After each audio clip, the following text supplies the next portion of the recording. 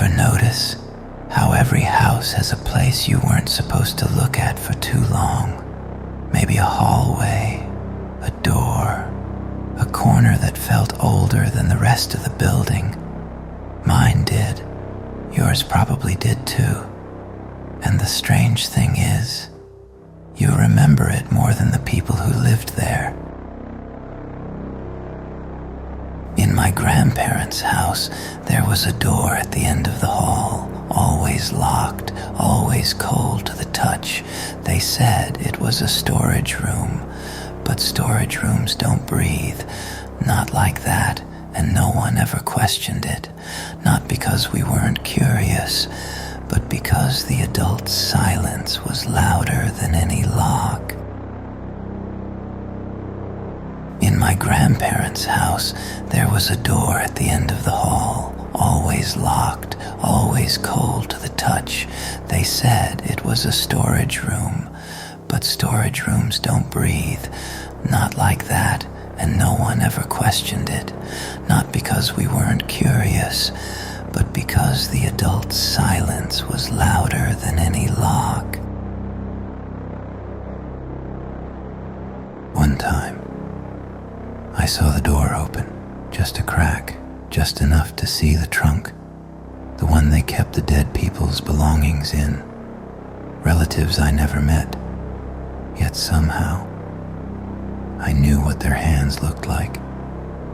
It's strange how children understand death long before anyone explains it to them.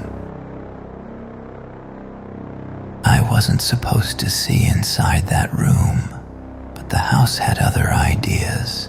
There are places where the air gets thicker, where time slows down, and every sound becomes a warning.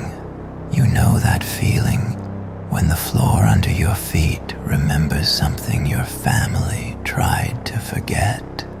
That room remembered everything.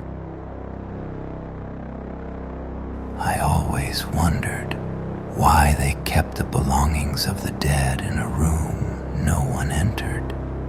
Maybe it wasn't for the family. Maybe it wasn't even for the memory. Maybe the objects weren't finished. Some things don't stay with the dead.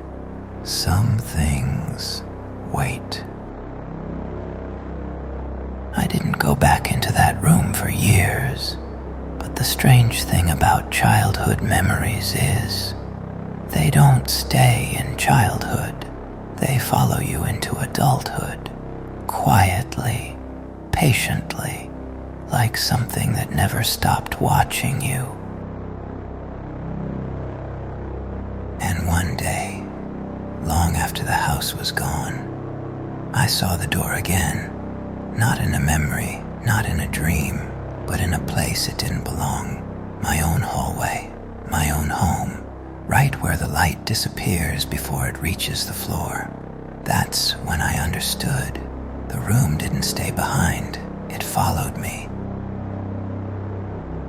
And if you're hearing this, if something inside you tightened just now, if your childhood suddenly feels closer behind you than it should, then you have a room too, and a door, and something inside it that remembers your name better than your family ever did. Don't open it, not tonight, not alone, but don't turn your back on it either. Some doors don't lock from the inside.